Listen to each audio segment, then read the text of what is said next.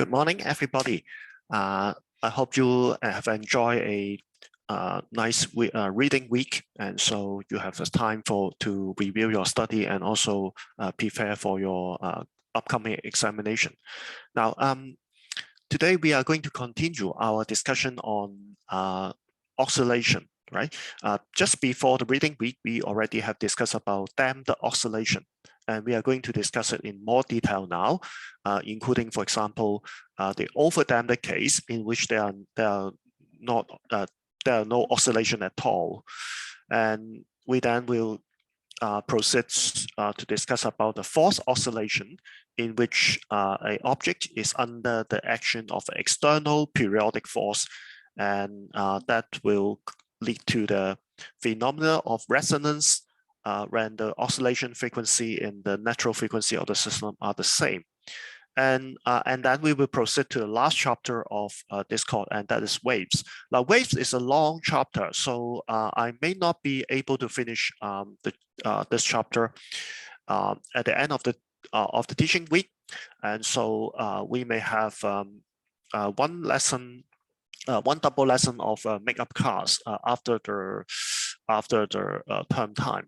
So I'll be prepared for that. And if I need an extra class at the end of the semester, I will inform you before 1 week beforehand, and I will give you the Zoom link for that class. Okay. So let's continue with our discussion.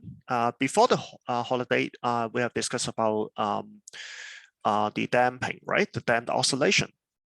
Which is given by this expression, right?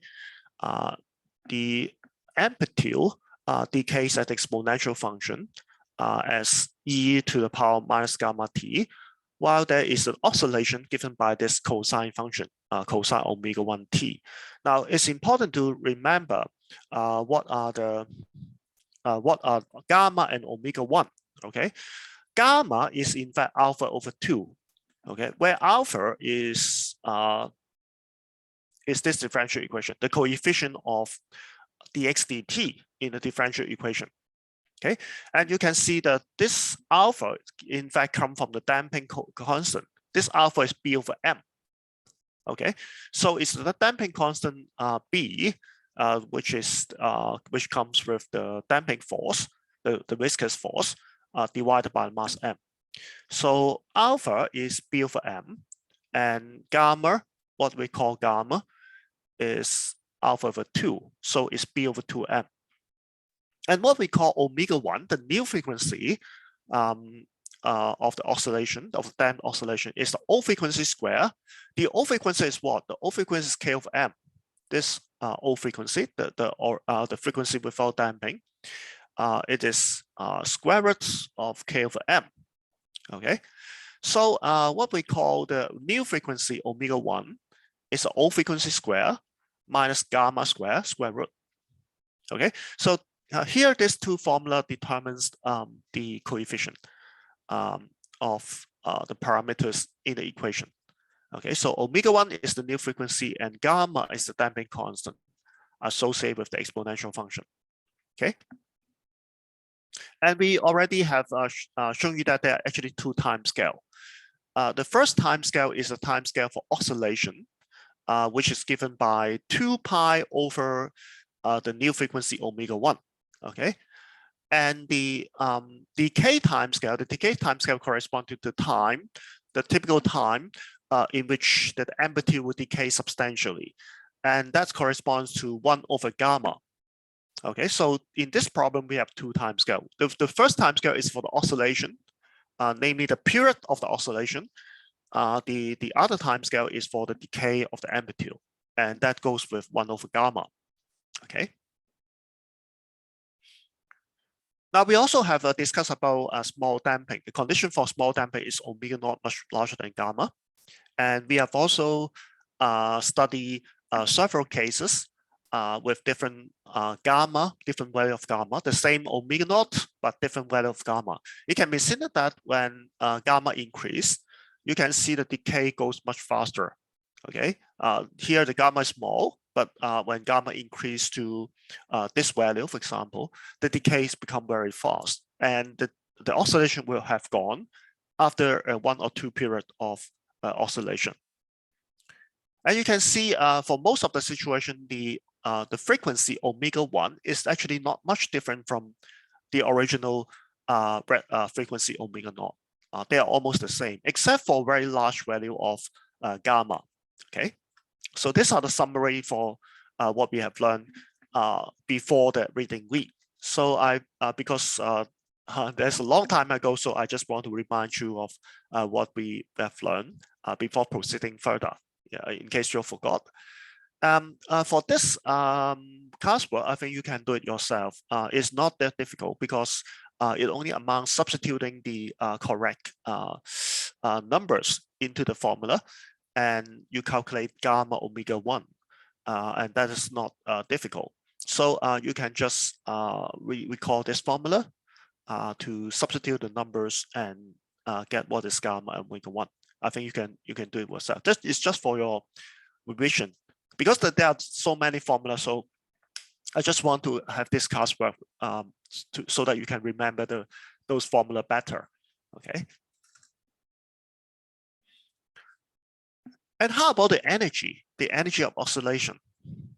Now we have shown that without damping, if the system is a simple harmonic motion, then the total energy of the oscillation is half Ka squared.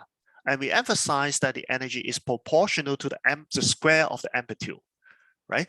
It's proportional to A squared.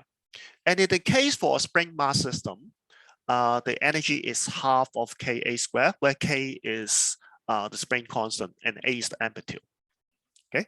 Now, what will happen if there's a light damping? Like if the light damping, the amplitude will not be constant anymore. It will decay exponentially as A e to the power minus gamma t. So this is the amplitude at time t. So we expect something like this. We expect the energy will also decrease because of the decay in the amplitude. So instead of having a fixed, a constant A, a constant amplitude, we now have the amplitude decays at with this factor. So we square it to get the amplitude at the square of the amplitude at time t. So it becomes half Ka squared exponential minus 2 gamma t. Now look, there's a 2 here. Now because the amplitude goes as e to the power minus gamma t. So if we square it, then it becomes e to the power 2 minus 2 gamma t. There's an addition factor of 2 before the gamma here.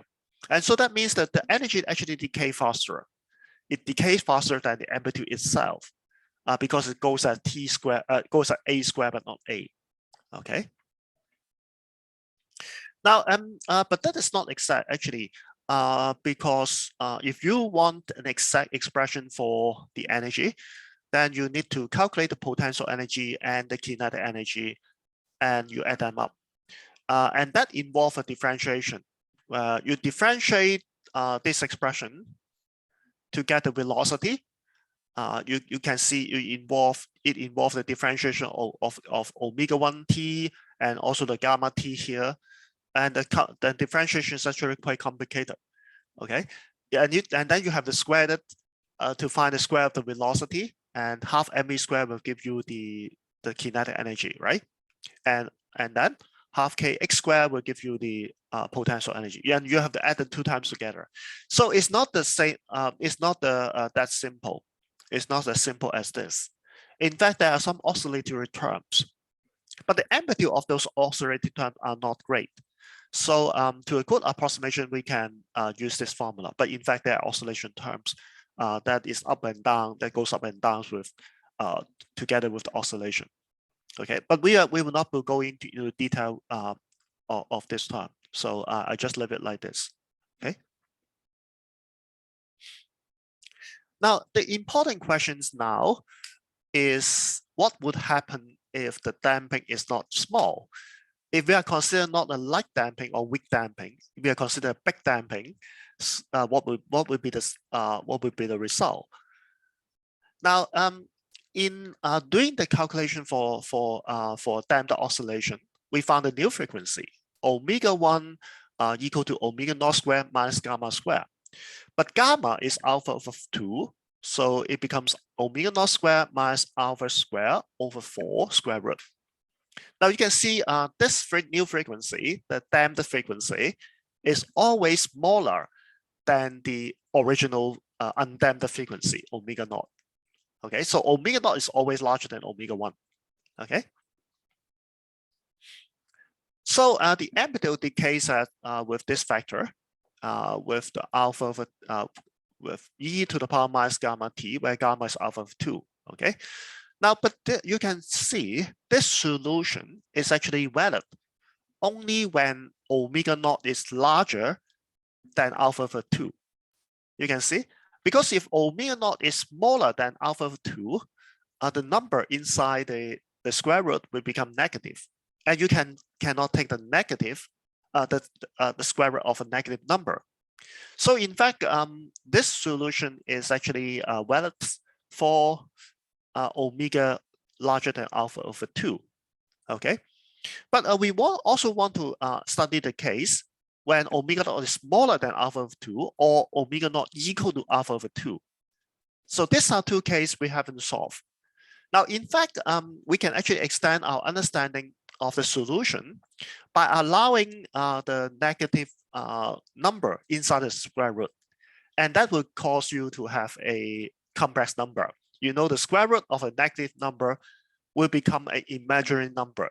If you study complex number, the square root of -1 will become I. And you can actually use I in your solution. If you interpret it properly, if you take the real part of the solution, that corresponding to the physical solution. Now, but that involves the treatment of complex number. And the use of complex number is beyond the scope of this course. So I will not discuss with you how to use complex number to represent the solution for the large damping case. Okay, so in this course, we will not consider the use of complex number to handle these two cases. Now, but I can actually show to you the solution to this problem for large damping. In fact, you can substitute using direct substitution. We will be able to show you that the solution to the oscillation to this problem with a large damping is exponentially decaying factor. And we are going to do it in your homework. Okay, so I leave it to you to do it in your homework.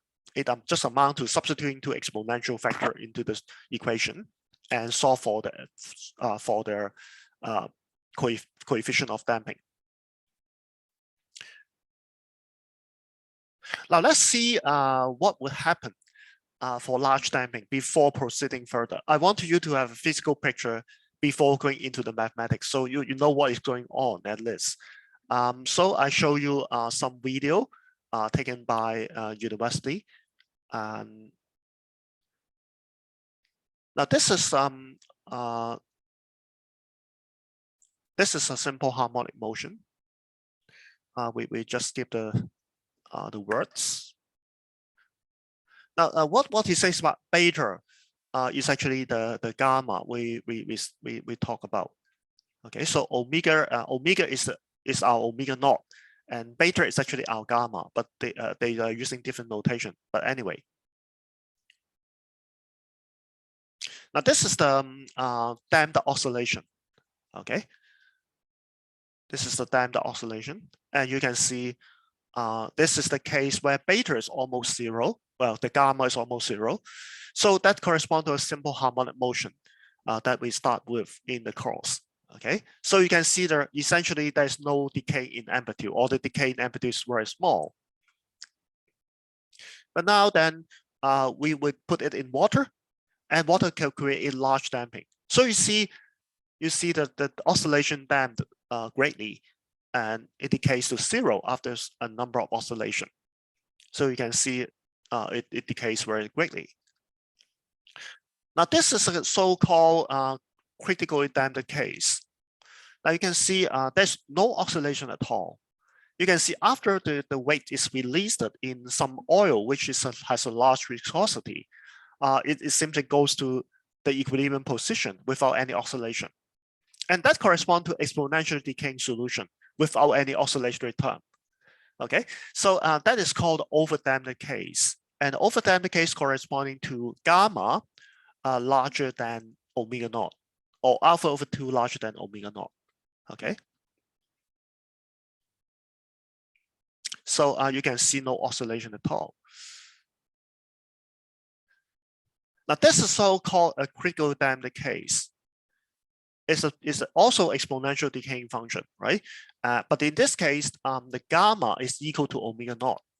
Okay, and so you can see for this case, the decaying is very fast, and in fact, it is the fastest decay rate amongst all the exponential decaying solution. And this is called a critically damped situation. Okay. Now, I hope you have a qualitative understanding of what we are going to do, right? So we go into the mathematics now. Now, this is the so-called underdamped case we studied before, right? And for this case, omega naught is larger than alpha over 2. So you have the solution for omega 1. Okay, this is real. Okay, and gamma is alpha over 2, and omega 1 is omega naught square minus gamma square square root. And we have seen this solution before. Okay, so decay like this. Now, what will happen if omega naught is exactly equal to alpha 2? And that's corresponding to a situation with what we call critically damped, critically damping or critically damped case. Now, this what other than the solution to this situation? Now, we can show that the solution of x is given by this. Now, the first term is just an exponential decay. It goes at a e to the power minus gamma t, where gamma is exactly alpha over 2. Okay, gamma is exactly this alpha over 2. So the solution decay exponentially with the decay constant gamma. But only it depends on initial condition that may also consist of a term. There may also be a term that instead of just an exponential decay, it consists of a constant multiplied by t. So it goes at t exponential minus gamma t. And that is the second possible solution. You can substitute, using direct substitution, you can substitute these two solutions into the equation to show that they in fact satisfy the original differential equation for omega naught exactly equal to alpha over 2. Okay, so you can prove it by direct substitution. I will not go into the detail here, but you can do it yourself without much difficulty. Now, what would then be the situation for this decay? It will go like this. Okay, and essentially it decays at e to the power minus gamma t. Okay, so it decays faster. It is the fastest decay among all the possible solution, in fact. So that's why we call it critically damped case. Okay. Now, what happens if omega naught is smaller than alpha over 2? And in this situation, we call it the overdamped case. Now, it can be proven that the overdamped case has two solutions. The two solutions are given by what? It's given by a exponential minus gamma plus t plus b exponential minus gamma minus t. Now, so we have two terms with different decay rates. One of the terms decays as exponential minus gamma plus t, and the other term decays as exponential gamma minus t. Gamma plus and gamma minus are different. They are not the same. So what are they? They are given by gamma plus or minus. This sign, the choice of this sign depends on here. If you say gamma plus, you take the plus sign. If you take the gamma minus, you take the minus sign. It is gamma plus or minus square root gamma square minus omega naught square. And since omega naught is now smaller than gamma, this square root, the number inside the square root is positive. Okay. Now, you may be surprised to see that it's actually decays slower. It exponential, both of the term exponential decaying function, but it decays slower than the critically damped case. The critically damped case is in fact decay faster. And if you have two terms then added together, then you actually decay slower than the critically damped case. Why is it so? I'll let you see why by explaining the mathematics to you. Let's see the two gamma in this situation. The gamma plus is gamma plus gamma square minus omega naught square, right? Is that right? But gamma plus something, now this is positive, this square root is always positive. If this is a plus, then this must be larger than gamma, right? So gamma plus is larger than gamma. And if you go set, if you choose the negative sign, it becomes something like this. This is gamma minus, and gamma minus the square root is always smaller than gamma, right? Now both this and this are positive number. But if gamma plus something, it must be larger than gamma. If gamma minus something, that may be smaller than gamma. So that means what? That means for this two exponential factor, one factor has a decay constant that is larger than gamma, and the other term has a decay constant that is smaller than gamma. So which decay faster? Of course, the gamma plus, right? Because the gamma plus has a larger value, so it decays faster to zero. This decay faster. Okay, so it goes to zero very rapidly, or maybe it has gone after just less than 0.1 second.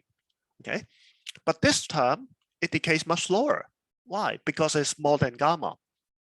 It actually decays smaller. It decays slower than the exponential factor with e gamma t. Now, so we expect something like this. For this term, we expect that e minus gamma minus t be smaller than exponential minus gamma t for all time t. So that's why, because of this term, the curve decays slower, okay, than the critically damped case. And that's explain why for the critical damping, it decays faster, okay? And for the overdamped case, it becomes lower because of this gamma minus term, okay? Does it make sense? Now you can also work out this solution. This is not difficult. It amounts to solving a quadratic equation.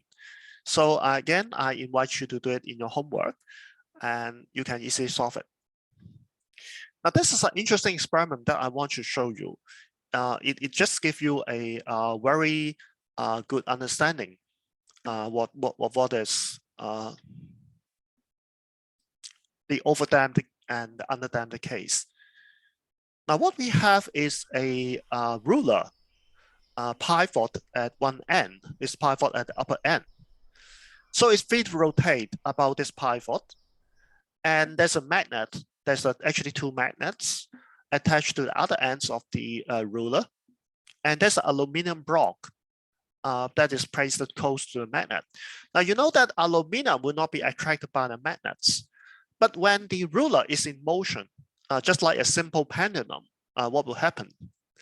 The magnet will move across, will move over the aluminum block, because it is moving close to the aluminum block.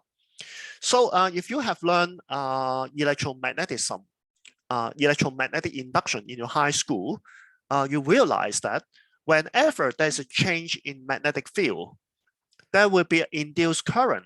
There will be an induced current in the conductor. So the aluminum block is a conductor. When it's placed close to a magnet which is in motion, there will be some current induced in the aluminum block, and the current flows quite is not complete circuit. It flows quite erratically, so it's called eddy current. And by Lenz's law says that the eddy current will flow in a direction that produces a magnetic force that tends to oppose the motion of this magnet. So the motion of the magnet will be damped. Okay, there will be a damping force exerted on this magnet, and so the oscillation will die down. Now, by varying the distance between the aluminum block and the magnet, we can control the damping force. We can control how large the damping force is, and that is essentially correspond to controlling the gamma factor or the alpha factor. Okay, so let's see the three situation of damping using this magnet aluminum block for damping case. Okay. Now let's start with a large distance of the aluminum block from the magnet. So you see the oscillation is essentially undamped. Okay, or the damping is very small, maybe due to even due to air resistance.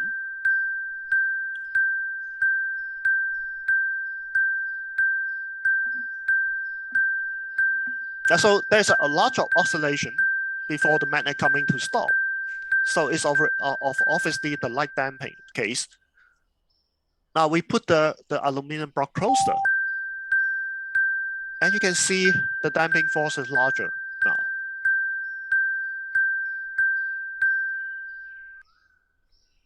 We put it even closer. You see the damping is getting large, right? Because the eddy current is now larger when your magnet is closer to the aluminum block. So you have a larger damping force. Even larger. Now it's 6 millimeter from the magnet, 4 millimeter. Now almost getting close to the critical time situation. If I put even closer, there's almost no oscillation. Huh? Even closer, 2 mm. Now this is the critical time case. You can see no oscillation at all, and the decay is fastest. But we can put it even closer. Now you can see the decay is actually slower than the critical time case. Even closer. Now it goes to zero, decay exponentially, but the decay is lower than the critical time case. You can see very slow. It goes to zero very slowly, and that is due to the exponential factor e to the power minus gamma minus t due to that factor. Now you see, it's surprising to see that when the damping increase, the decay become slower. Now here we compare the different situation.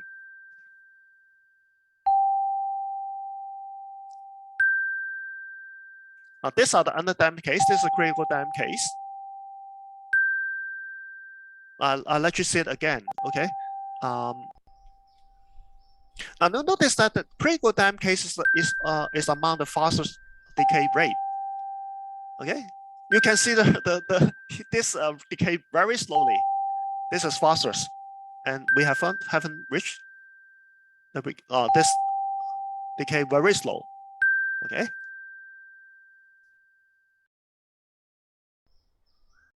So I hope you have a good understanding of it. At least you understand the physical phenomena, and I hope you have appreciation of how we have solved this problem. Now we come to the topic of force oscillation. Now before proceeding further, we have to introduce the different frequency in this problem. We actually have three different frequency involved in the problem of force oscillation. Now, at the beginning of our study of this chapter, we have introduced the natural frequency omega naught. And for a spring mass system, the natural frequency is square root k over m, right? And that is the frequency without damping. If we neglect the damping force, the spring mass system will simply will simply oscillate with the natural frequency of square root k over m. And that is what we call omega naught. The natural frequency is a frequency that an object will vibrate when it's let to vibrate on its own. When it's not forced by anything, the object will vibrate with this natural frequency. And the examples are a lot. We have the pendulum, we have a violin string, etc. They all have the natural frequency. And the natural frequency depends on the elastic coefficient, like the force constant, and also the inertia of the system, the mass m. Okay. Now, but with damping, the damp frequency is smaller than the natural frequency, and is given by omega naught square minus omega gamma square square root, and we call it omega 1. Now we distinguish omega naught from omega 1. Okay, omega 1 is the damp frequency with damping, and omega naught is the frequency without damping. Okay. Now we introduce another frequency, because we are talking about external force driving the system now. We are pushing you with a certain frequency, and that is the driving frequency. We are considering external force pushing the object. So that frequency that is associated with the periodic driving force is called the driving frequency. And we denote it simply by omega. Okay. Now what happens is that when the driving frequency match the natural frequency of the system, match the natural frequency, when omega match omega naught, it is found that the system will be absorbing a lot of energy from the driving force, and the amplitude of oscillation will go to very large value, and that is called the resonance. The resonance is a phenomenon corresponding to the matching of the driving frequency with the natural frequency of the system. Okay, and it happens that when the resonance happens, the oscillation will go to a very large amplitude. Okay, and in Chinese we call it 共振. 共振. I think you learned this term. Okay, and this is resonance. Now I'll give you some interesting example of resonance. Even pushing a swing periodically can create some resonance. Now suppose you have this father and son being paired with a swing, and the son is swinging back and forth. Okay, and of course the son has its own natural frequency. The swing has its own natural frequency, right? So how should the father push him in order for the son to absorb the energy from him and swing to higher and higher position? How should he push the swing? Well, he must push it periodically, right? But when you do it periodically, his push should match the natural frequency of his son. So every time when the sun goes back to the maximum position here, he push it to push him. Okay, and another push is given to him at another maximum position. So I push him again, and then another push again.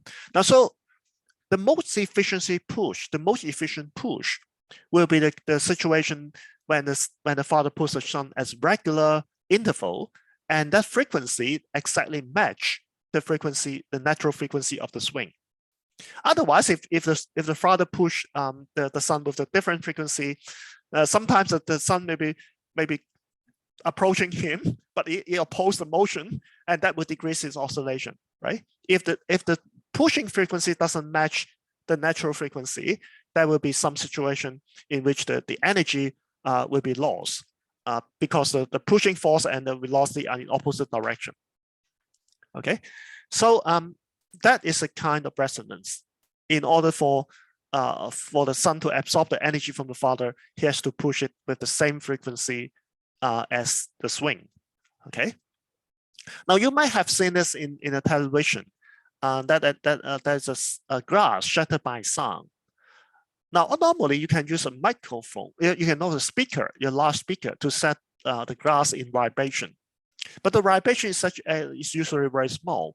But if you tune the frequency of the sound to the natural frequency of this glass, that would be a large vibration. And in such a situation, the vibration would be so big that it would shatter the glass into pieces. Okay. And another demonstration is the tuning forks with resonant cavity. Suppose you have two tuning forks with the similar shape, and you put them close together. You vibrate one tuning forks, and the air below this box, below the tuning forks in the box will be also vibrate. Okay, and the vibration will be transmitted to the another resonant cavity and set the tuning fork into vibration if the frequency match. Okay, so this is another interesting demonstration of so-called resonance. We would like to know, we know that when omega match with omega naught, the amplitude of oscillation would be largest. We also interested to know if the omega does not match omega naught, what would be the amplitude? Now, because we are interested in the energy, and the energy is proportional to A squared. So instead of plotting A against omega, we would like to plot A squared against omega. So our qualitative understanding will lead us to an expectation that when omega is equal to omega naught, the A squared will be largest because the system will acquire the largest energy, right? And when omega is off omega naught, is far from omega naught, then the A squared will decrease, and it actually decrease on both sides. Okay, the curve may not be perfectly symmetrical, but you can expect that there will be decrease on both sides of the resonance.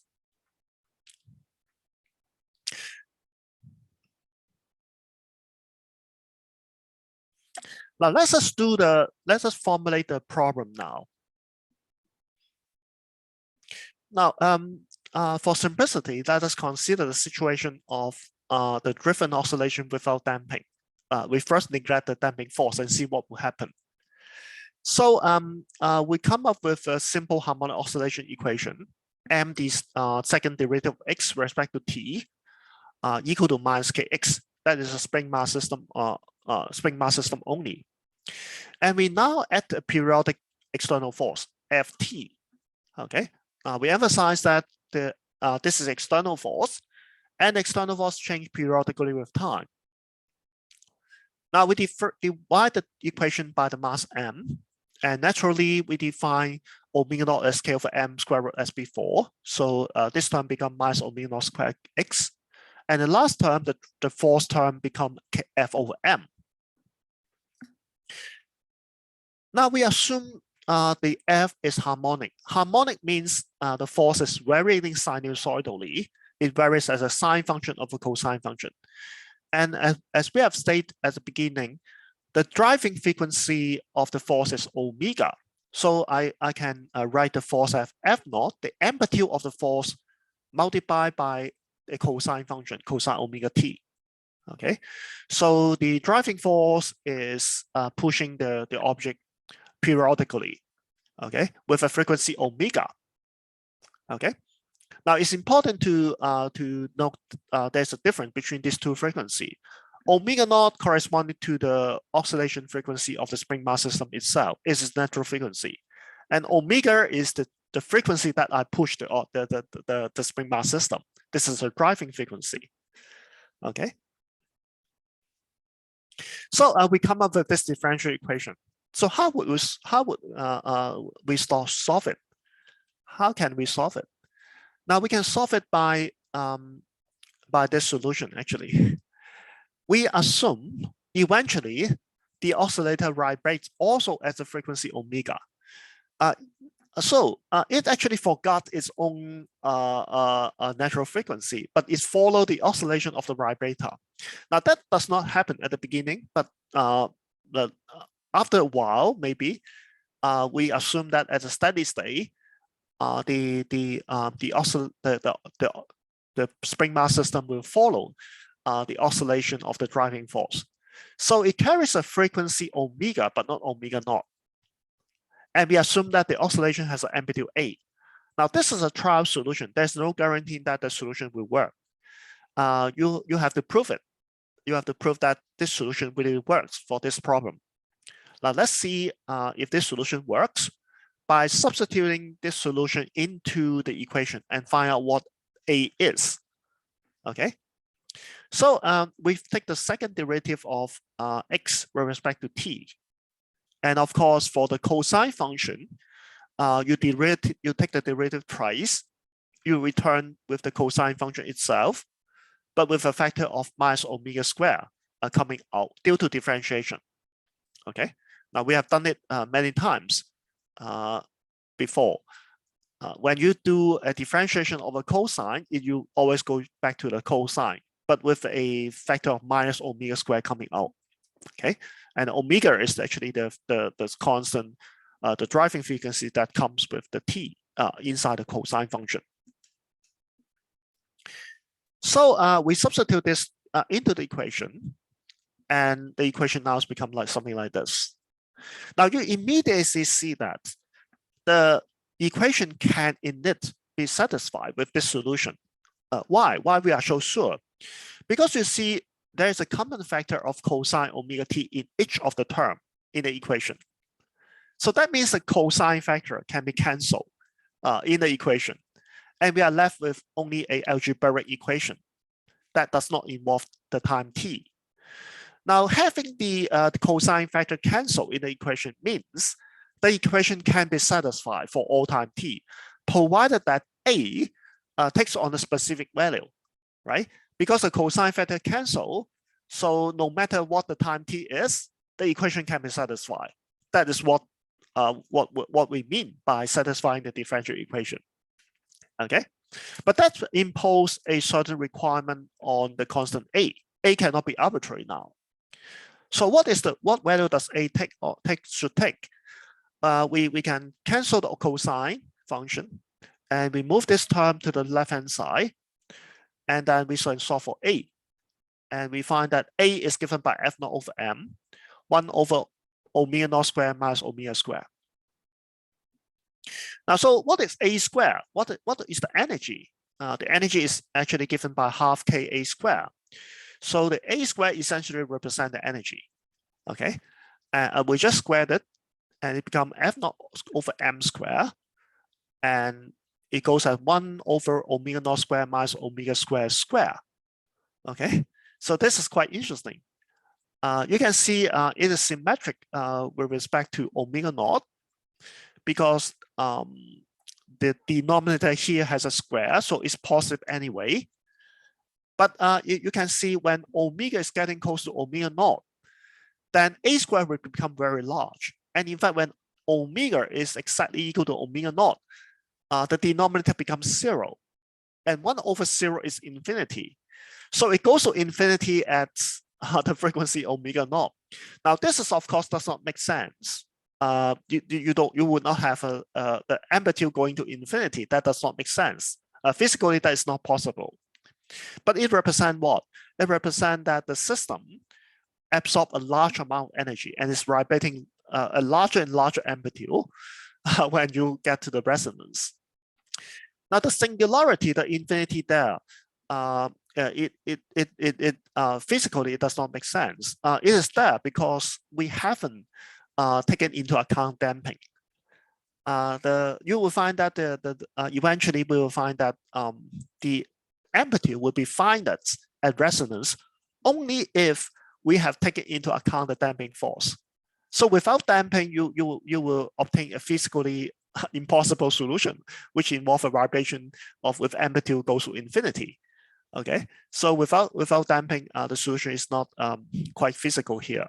But with damping, you find that the peak here will be having a finite height, and that actually depends on the damping coefficient alpha. We will see it later. Okay.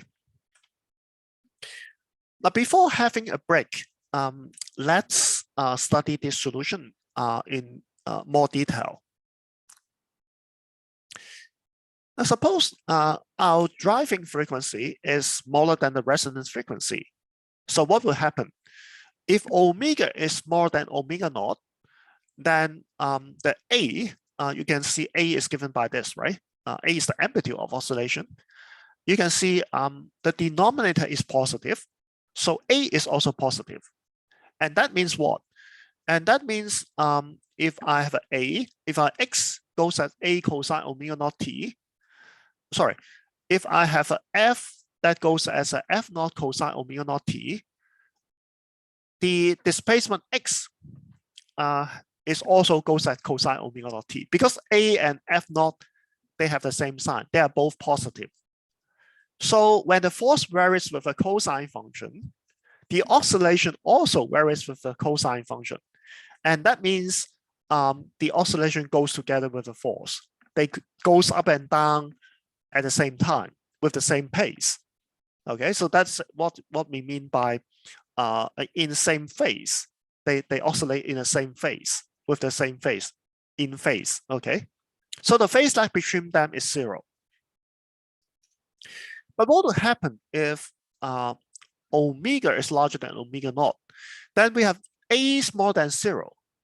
Okay, and if you have a cosine function for the force, if the force oscillates with the cosine function, then the displacement will be negative because A is now negative. So to make it clear, we write the negative sign out and we take the absolute value of A. Okay, so to stand out this negative sign. So the force goes like this, but the oscillation goes in anti-phase with it. So one goes up, the other go down, and the other go and this go down, the other go up. So they always oscillate in anti-phase. Okay, so that's quite interesting. So the displacement has a phase lag of 180 degree or pi with the force. Okay. Now, so let's have a break here. Now let's continue. After the 10 minutes break, let us continue. Again, before going into the mathematics, I would like you to see the phenomena that correspond to resonance in a damped oscillation. Now, what we have now is actually a free object. Now you can think of them as building. Okay, in fact they are suspended. The free masses are actually suspended by some elastic metal plates, and so they can vibrate laterally under this oscillator. Now we are going to change the frequency of the driving force. When you can see when the driving force frequency change, then different mass will go into oscillation, and they have different amplitude. Okay, now but when you see at low frequency, you see it begins with a low frequency, and because the length of this free metal strip are different, they have the different natural frequency. So when the frequency when driving frequency is low, it will set the strip with the longest length into resonance. So this guy will go into resonance first. Now you see the frequency increasing. You see which one goes into resonance first. Now the first one goes into resonance is this one. You see the amplitude oscillation become larger, but it's finite anyway. Now let's increase the frequency further. Now it becomes a middle one that will vibrate with the largest amplitude. Yeah, this one is still vibrating big, but as the frequency increase, you can see the oscillation of the longest one dies down. Now there's a resonance now. The 4 Hertz is a resonance. You can see it vibrate greatly. It's absorbing energy very efficiently. But when the frequency increases further, you will see that this oscillation is dying down.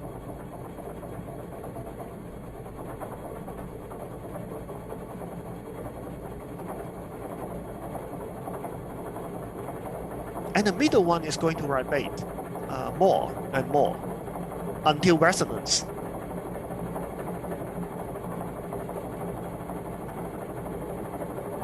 Now you see the middle one is now vibrating rigorously because it's reaching the resonance of which frequency of this one. This happened as about 6.4 Hertz. This is the resonance frequency of the middle building. How about the last one? You still have to increase the frequency a lot to reach the frequency of the last one. let's do it faster. Now, here we have the frequency that match with the shortest one. So what is the frequency there? It's about 11 hertz. So you can see different objects because of the inertia and elastic property, you have different resonance frequency. And when the driving frequency match with the resonance frequency, there will be a large oscillation happening. So this is the phenomena that we see, and we are going to derive it, including the damping force. Okay. Now, so what is the only difference between our present derivation with the previous one is that we now include a damping force, the damping term that goes as B minus BV, where V is the velocity. The minus sign here is to denote that the damping force is opposite direction to the displacement. So let's divide the whole equation by the mass m. We define omega naught as before. And we also define alpha as before. Alpha is defined as B over M. Now, this is the definition we have for the damped oscillator, right? So we now have the same definition as before. Alpha is defined as B over M. So we have this differential equation, and we assume F is harmonic, with that this goes as F naught cosine omega naught T, omega T. So this is the equation of motion. Now, can we assume the oscillator to goes with the same frequency and the same phase as the driving force? Can we assume that eventually it goes as x equal to a cosine omega t? The answer is no. The answer is no. Why? Why is it not possible? Sorry. Why is it not possible to have a solution that goes as cosine omega t, just like the driving force that match the driving force frequency? Now the reason is that is clear when you look at the differential equation. Cosine omega t returns to itself after the differentiation, so you expect the second derivative to consist of a cosine term. But for the first derivative, dx dt, you have a sine term, because differentiating cosine will give you a minus sign. So dx dt goes as a sine, and x, of course, is a cosine. And for the fourth term, you also have a cosine term. Now, how can you make the left-hand side to be equal to the right-hand side for all time t? It is not possible. Why? Because you can make the coefficient of the cosine to be equal on both sides, and so you can cancel the cosine factor, but not the sine. You only have one term that includes a sine function, and the coefficient for that term is not equal to 0. So you can never make the sine term to vanish for all time t. And that means this solution is not going to work. So mathematically, we have shown that this solution is not going to work. So we have to guess another solution. Now, instead of just having the cosine omega t, we now add a phase. The phase is given by minus theta. Now, the minus sign, it doesn't matter. It's just a convention. We normally will like to put a minus sign to make the expression, the final expression of theta nicer. Okay, it's only a convention. But the important thing is that by assuming a phase of minus theta, what we actually assume is there's a phase lag between the force and the displacement. Okay, now for the case without damping, the force and the displacement, they either goes in with the same phase, they either goes in phase, or they goes with the anti-phase. Okay, now for omega smaller than omega naught, you can see the force and the displacement, they oscillate with this in phase. But for omega larger than omega naught, you can see the force and the displacement, they oscillate anti-phase. One go up and the other go down, right? So the phase difference between the force and the displacement is simple without damping. Either they in phase or anti-phase. We only have two choices for no damping. But here, with damping, the situation is not so simple. We have to carry the amplitude, so carry a general phase factor theta. And that means the force and the displacement, they are not in phase. They are not in phase, but they are also not exactly anti-phase. They are having a phase lag. The displacement is having a phase lag of theta relative to the force. So what exactly this theta we need to calculate? We do need to do the calculation, but it should be there for us to satisfy the differential equation. Now, but this is not a mysterious factor. You can see carrying a phase factor of theta here is just the same as assuming a solution that contains both sine and cosine term. If you expand this using the compound angle formula, you will find that it consists of two terms. The first term oscillating with a cosine omega t, and the second term oscillating with sine omega t. And so that's why you can satisfy this equation. Okay, so that's why we add a phase. Okay, now but there's an important difference between this phase and the phase angle theta, phase angle phi that we define for simple harmonic oscillation.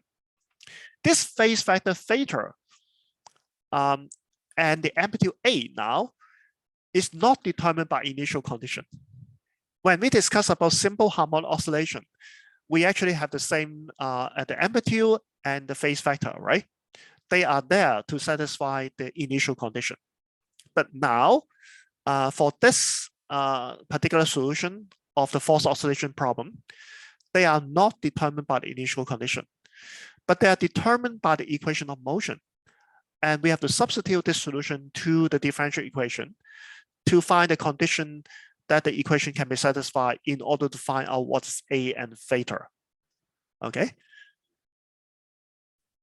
So in summary, we assume a solution has the same frequency as a driving force, but has a phase difference relative to the force. That is our conclusion. And you should note that A and theta are determined by the parameter of the differential equation, but not the initial condition. Now, in this course, I will not show you how to satisfy the initial condition. It's quite complicated.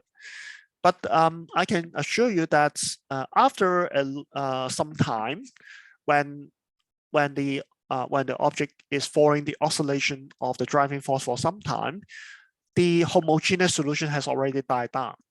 And eventually, you will find that the object will just follow the oscillation frequency of the driving force. And that's essentially the physics of this problem. Now, the solution to this problem is quite complicated. I probably will not include it in your examination because the calculation is complicated. We are not going to talk about the so-called compressed number solution. You can, if you know compressed number, you can actually use compressed number to solve this problem. But since I'm not talking about compressed number, so I will not use compressed number to find our solution. But I will show you how to find a solution using a superposition of a cosine and a sine. Okay, and eventually we'll turn it into the form with a amplitude and a phase theta. Okay. Now, don't worry about this if you find it too complicated. In principle, it's not difficult, but you have to be very careful in handling this algebra. Now, let's write C for cosine and S for sine for simplicity. This are only shorthand. I don't want to write the formula in a very complicated way. So I introduce this shorthand for the cosine function and the sine function. So X goes at PC plus QS. Now P and Q are the constant. They are just a constant. Okay. So what I assume is that the solution now consists of a cosine term and a sine term, and the frequency just follow the frequency of the oscillating force. And P and Q are the coefficient to be determined by substituting this solution into the equation. Okay. Now let's find the first derivative. If I differentiate cosine, it becomes a minus sign. And since by the chain rule, I have to differentiate omega t with respect to t, so I get an additional factor of omega. So I have minus omega p sine omega t. And for differentiating a sine, I have a cosine. Again, I have a factor omega coming out. Okay, so it's very easy. When you differentiate c, that becomes minus omega s. And you differentiate s, that becomes a omega c. Okay, a plus omega c. So you just follow the rule and you find the second derivative. Differentiate once more, the s becomes c, and there's another factor omega coming out. The c becomes minus s, and again, another factor omega coming out. Okay, now we put everything back to the equation and see what happens. Now this is the result after putting all this thing back to the equation. Now don't worry about the algebra. I just gather all the terms, all the coefficient of the cosine function, and all the coefficient with the sine function of the sine function. Okay, so these are the coefficient with the cosine function, and these are the coefficient with the sine function. Now, when you go home, you can follow it step by step. You can just substitute this back to this equation, and you pick out all the terms with the cosine, and you pick up all the terms with the sine to obtain this equation. But I will not go into the detail here. I think you can do it yourself with due care. Okay. Now, how should I make this equation satisfy? The answer is simple. Cosine and sine, they are independent function. I cannot make the cosine equal to a sine for all time t. So in order for them to satisfy this equation, I have to set the coefficient of the cosine and the coefficient of sine to be 0, respectively. So I can have to equate this coefficient of a cosine with the fourth term that also carry a cosine. So this guy, this coefficient, this branches of coefficient has to be equal to f naught over m. And the coefficient for the sine function has to be equal to 0. These are the only two equations that needs to be satisfied in order for the solution to satisfy the original differential equation. Okay. Now you can see these two equations are a linear equation, a simultaneous equation that allows you to solve for P and Q. Okay. Now solving equation 2 will give you Q in terms of P. We have Q, 2 Q term here. We have 1 P term here. So you get the Q term, you will find that Q is equal to alpha omega over omega naught square minus omega square P. And we can use this to eliminate the Q in equation 1. So it becomes, I just eliminated Q, so it becomes this. Okay. And because you have an alpha omega here, so this becomes alpha square omega square. And there are other two terms contain a P also. So you can extract a common factor of P out. And the right-hand side is F naught over M. Now, so you can solve for P. The expression of P is complicated. It goes like this. Okay. And I can find Q. Q is simply this factor multiplied by P. And so I have this. Now, so eventually we got everything ready. Okay. Now, although the intermediate step is quite complicated, I would say, but it amounts only to some carefulness. If you are doing it carefully, you should be able to get the coefficient without much difficulty. The important thing is not to understand every step, but to understand the general idea. So I will not spend extra time to discuss with you every mathematical details. just to stretch the basic idea of solving this problem to you. Okay. Now, so the general solution will become PC plus QS. And since there's a common factor of F naught over M divided by this denominator, I can extract this out. And inside the middle bracket, I have omega naught squared minus omega squared cosine plus alpha omega multiplied by sine. Okay. Now let's try to change turn this combination of cosine and sine into a phase, into an amplitude and a phase. Okay. Now how should we do that? Now we would do it like this. Again, by using a right angle triangle. I assume this angle to be theta. This theta is eventually the phase angle that I have to find. I call this angle theta, and the opposite side to this angle is alpha omega, and the adjacent side to this angle is omega naught squared minus omega squared. And needless to say, by Pythagoras theorem, the hypotenuse of the triangle is omega naught squared minus omega squared square, which is this term, plus alpha square omega square, which is the square of this term, square root. Okay. Now, apart from the square root, you see this guy exactly match the denominator here. Can you see that? They are identical, except for the square root. Okay. And eventually we'll find that this can be extracted out. Okay. Now, so how can we handle this? For omega naught squared minus omega squared, I can say this is a square root multiplied by sine, multiplied by cosine theta. The square root is a hypotenuse. Multiplied by cosine theta gives you omega naught squared minus omega squared. So now we have this to be replaced by the cosine theta, and also the square root, of course. The square root can be extracted out. And how about the alpha omega here?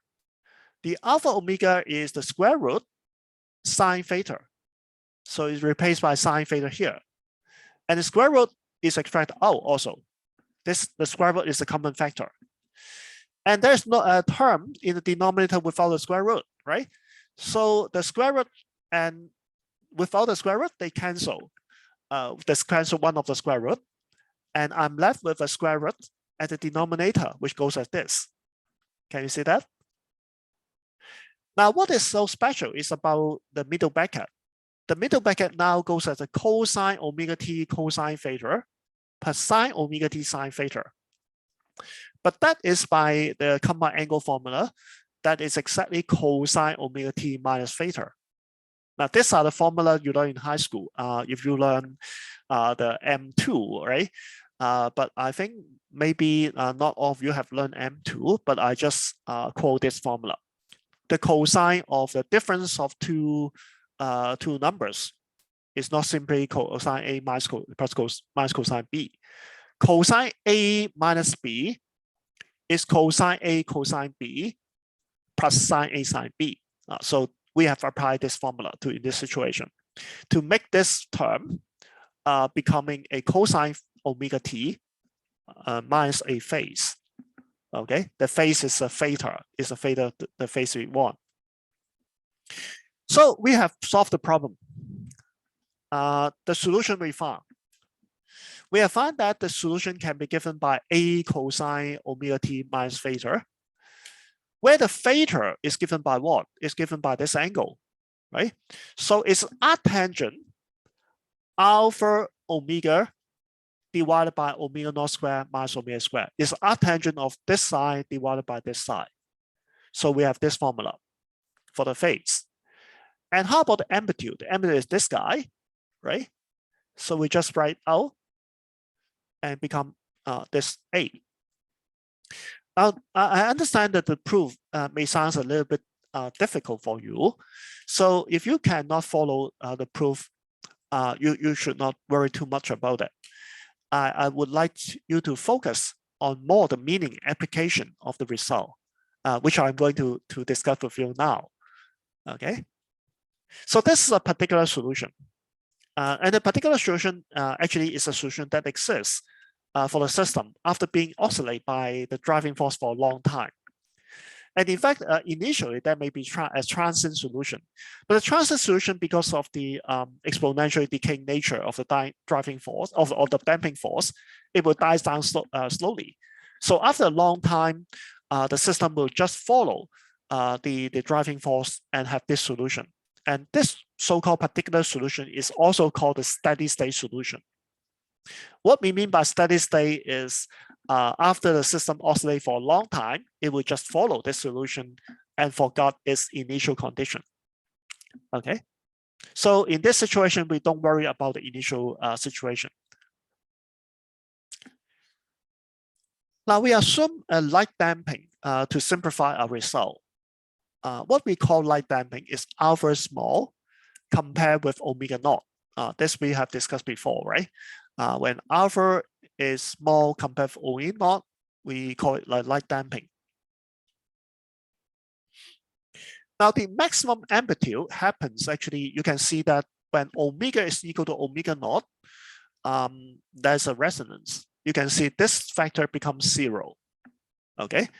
And for first approximation, if alpha is small, then the maximum position is about as omega equal to omega naught. Now, when actually there's another dependence of omega there in this term. So the maximum value of A squared is not exactly as omega equal to omega naught. But for small damping, that is true. For small damping, the maximum amplitude is as omega equal to omega naught, and that's called resonance.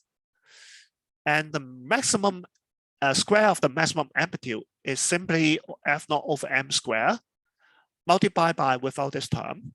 So it's 1 over alpha square omega naught square. But we are not interested only at the resonance. We are interested in omega that is sufficiently close to the resonance.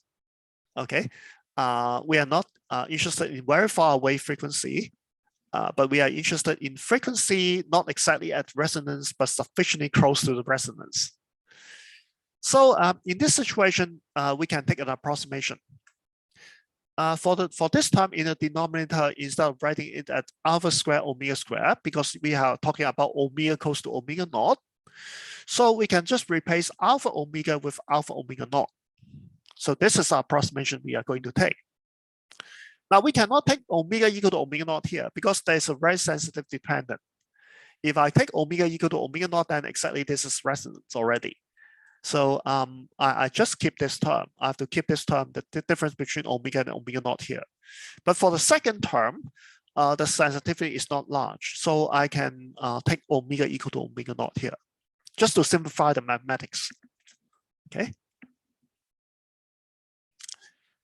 So the A square will depend on, by this approximation, the A square will depends on omega to be like this.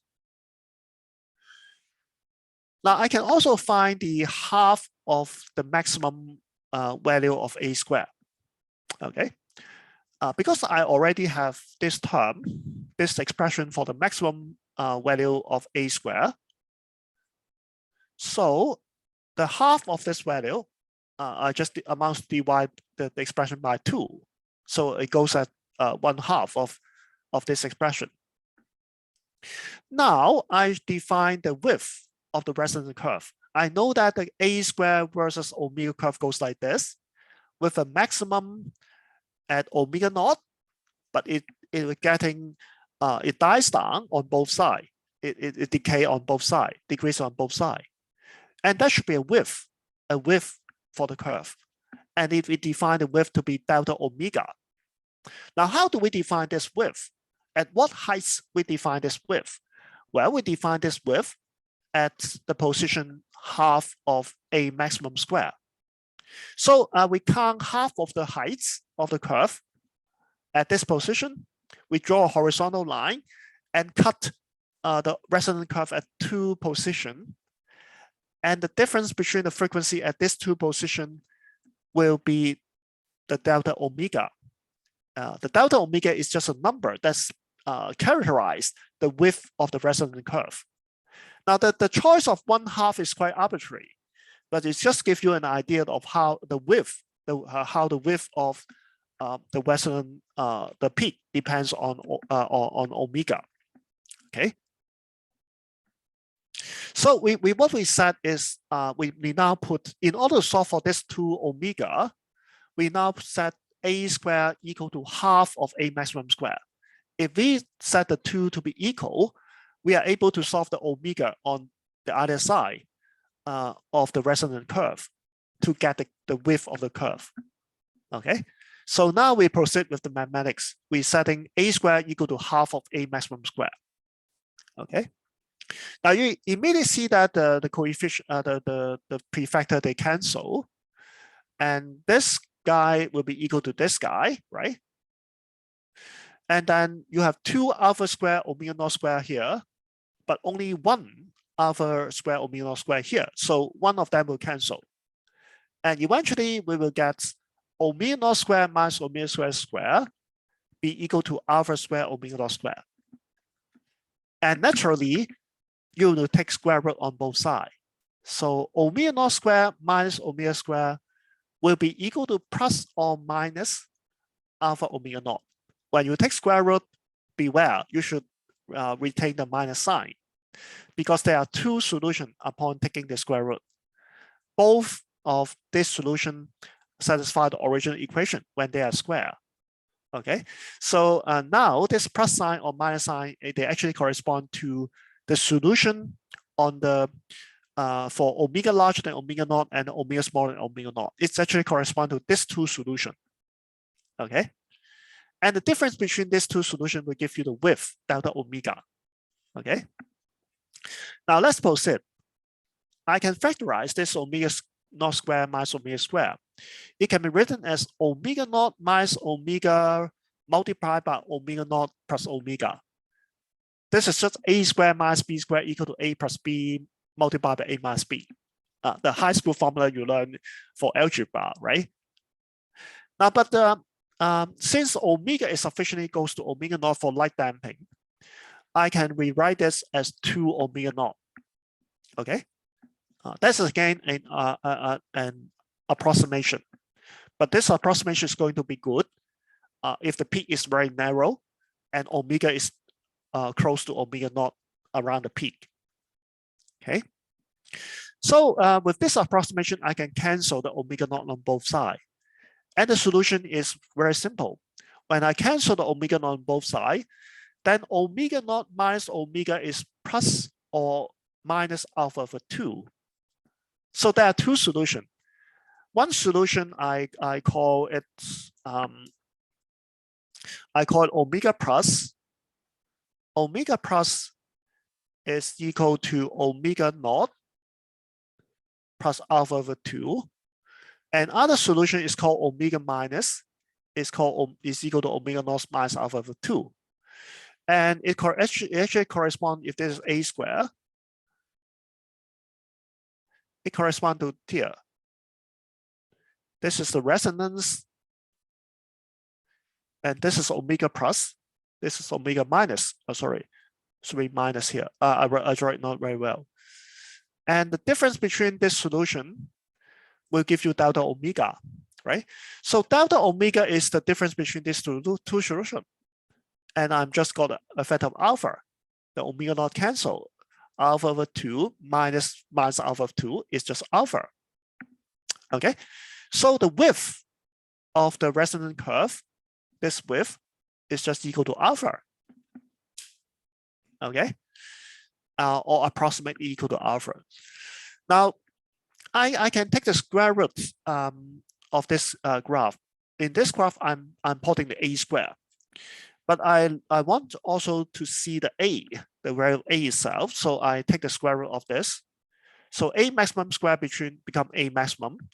And a maximum square of divided by 2 becomes 1 over square root 2 a maximum. Okay.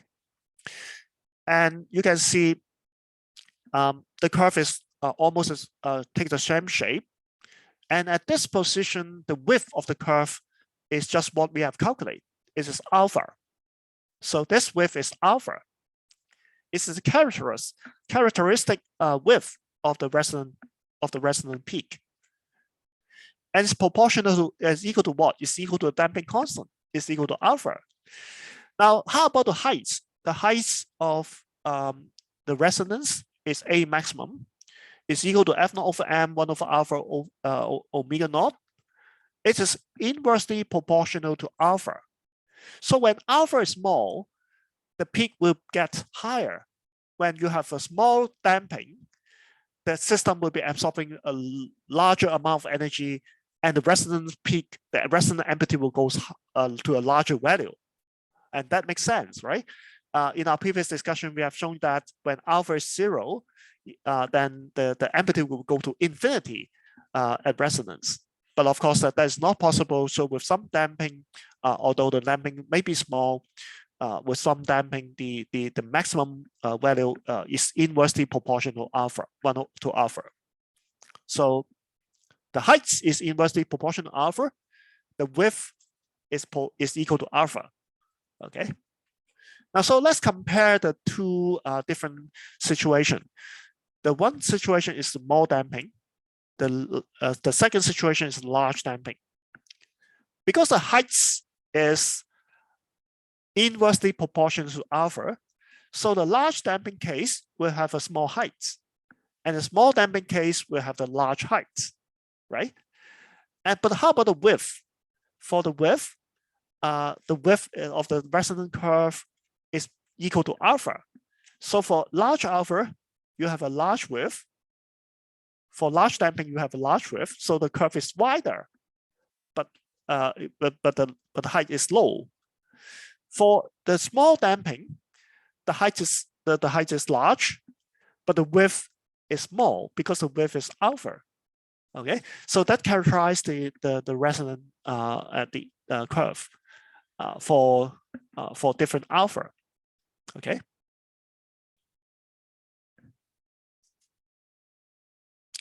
Now, how about the phase? Now, the phase is a rather a bit tricky thing, and I do not concern it much here. So for this course, I will only briefly discuss with you what will happen for the phase. And I will not examine it in your final exam. Don't worry about it. Now, the force goes as A cosine omega t, right?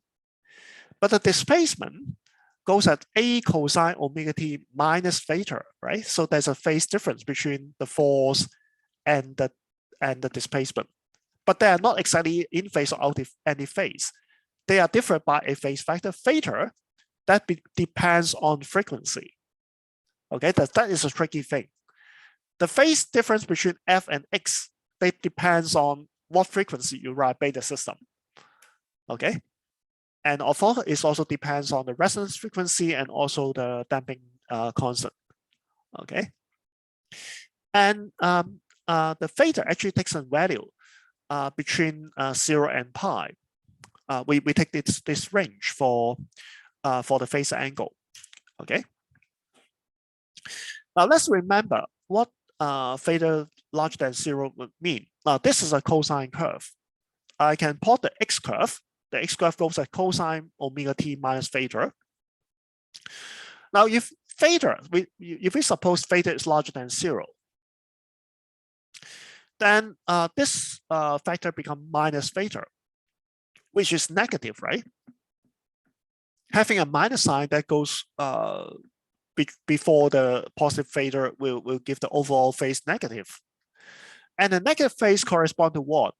Corresponding shifting the whole cosine curve forward to the positive t direction by this amount.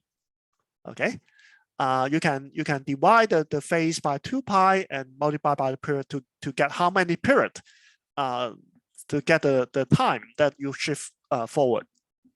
Okay, so in this figure we assume that theta is larger than 0. Okay, so the whole curve will be shifting forward. Now look at the dependent on theta with the frequency. For omega smaller than omega naught, you can see the denominator here is positive. So if you take the arctangent, it returns you with an angle theta that is between 0 and power 2. Okay, so for omega smaller than omega naught, you have the angle between 0 and power 2. And what happens when at resonance? When at resonance, omega is equal to omega naught, right? So this goes to infinity.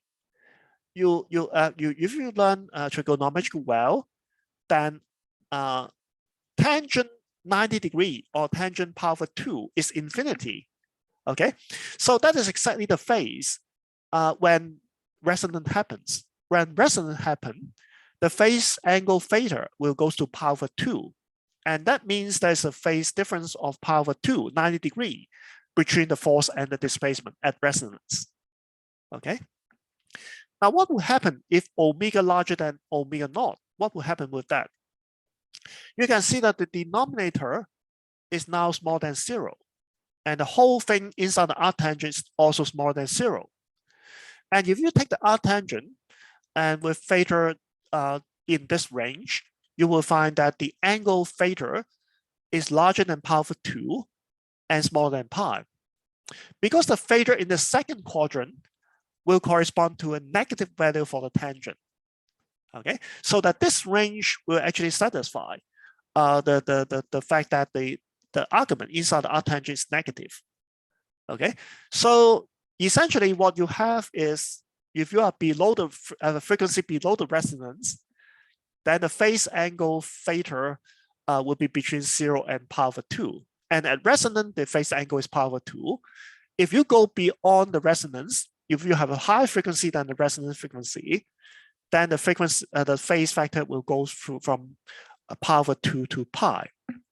Okay, so this is the summary.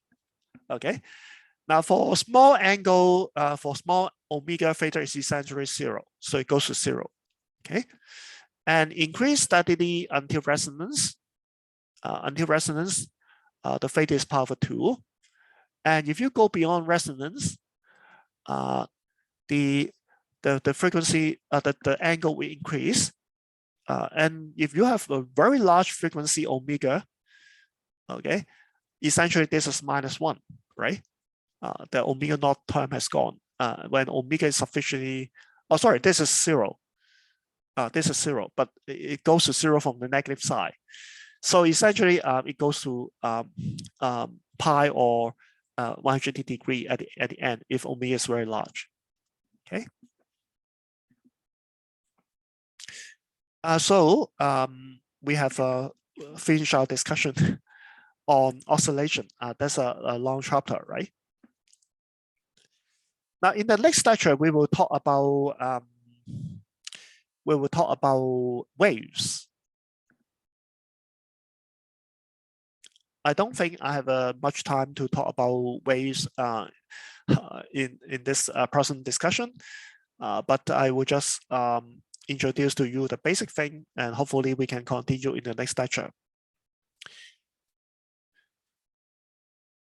Now, just to remind you about some basic property of waves. You have two kinds of waves. You remember, the first kind of wave is a transverse wave, and that means the vibration directions of the particle is perpendicular to the direction of travel. So for example, you shake a spring sideways, and the vibration of the particle is up and down, but the wave pattern actually propagates forward along the string. So the propagation direction and the vibration direction, they are perpendicular. So this is called transverse wave. The longitudinal wave will be otherwise. If you push a air column, there will be compression and rarefaction propagating along the column. And you can see that the air molecule, they vibrate back and forth, and they are in the same direction or any opposite direction to the direction of travel of the wave pattern. And that's called the longitudinal waves. And for example, sound wave is a well-known example for a longitudinal wave. So if you push a piston, you vibrate a piston on about an air column, the compression and rarefaction will propagate forward. And that is essentially a sound wave. A wave phenomena are very important in physics. There are actually 3 kinds of waves, and we are only able to discuss the first one in our course. The first kind is the mechanical waves. They are governed by Newton's law of motion, and they exist only when there's a material medium, like a solid or gas or liquid. For example, you have water waves. When you drop a stone into a pond, then the ripples will be propagating out, and these are the surface wave of water. And you have sound waves. Sound waves is a vibration of air molecules, and you have seismic waves. Seismic wave is the earthquake. It's a vibration of the earthquake. Now, even for seismic wave, you have 2 kinds of waves. The P, at least 2 kinds, should be more kind, but they are very complicated. The P wave is a compressional wave, so it's a longitudinal compression. And there's a shear waves. The shear wave is a transverse component for the seismic wave. Okay. And there are electromagnetic waves. The electromagnetic waves are oscillation of electromagnetic field, and they're governed by Maxwell equation. If you want to study physics further, then I will teach you about electromagnetic wave in year 2. In year 2, I will talk about a course on heat and electromagnetism, and that course I will eventually derive the wave equation from Maxwell equation, and you will learn about electromagnetic waves. And needless to say, there are a lot of different kinds of electromagnetic waves. They are of the same nature, but they are of different frequency. You have visible light, the light that we see every day. They have different color, correspond to different wavelength, and they are unseen, invisible, ultraviolet, infrared, and also X-ray, radio wave. They are all kinds of EM waves. And you can also have waves. This is an X-ray of the sun, X-ray image of the sun. You see that it's very different from the optical image. We also have the matter waves. Matter waves is a quantum effect. When the electron and neutron, they are very small subatomic particle. They are the particle that constitute the atom, right? Now, quantum mechanics found that this particle actually exhibits some wave property. So if you have some electron incident on a crystal, for example, the crystal spacing, the spacing between layers of atom, will diffract the electron, just like the waves, just like the EM waves, just like the slit diffracting the light waves. So this is called electron diffraction. Okay, and the electron diffraction and all other phenomena of the electron and also the subatomic particle, they show that matter, when sufficiently small, they have the wave properties. And this is called matter wave. And a full treatment of the matter waves had to be done in quantum mechanics, not in this course. Now, in the next lecture, we will talk about the kinematics of waves, and we will assume a vibrating string. Now, although we assume this with a simple example, the wave equation that we arrive and the wave solution that we arrive can be generalized to many different situations. And so we describe the disturbance of the string by a function u. The u is the displacement of a part of a string. It's a small part of a string from equilibrium position. So we assume a transverse vibration of the string up and down. Okay, and u is the displacement of a small part of the string from the equilibrium position. And you can see u is a function of x and t. What is x? X is a label. It's labeled different parts of the string. So different part of string actually carries a different label x. For example, 1 meter, 2 meter is just labeled different position. So different position of the string have a different displacement. So u is a function of x, right? That means the displacement here may be different from the displacement there, because the wave pattern have different displacement at different position. Okay, so that's why U is dependent on X. Okay, X is a label along the string. And also because the wave is propagating forward. So the wave pattern will change over time. And so U will also be a function in time t. So eventually we will come up with a function U, which describes the displacement at different position at different time as a function of X and T. And we are going to play with this function to find the solution to the wave motion. And we are going to solve so that this solution satisfies, in fact, the Newton's law in a wave equation form. And we are going to discuss it later in the next lecture. So that's all for today. If you have any question, you may ask me now. And so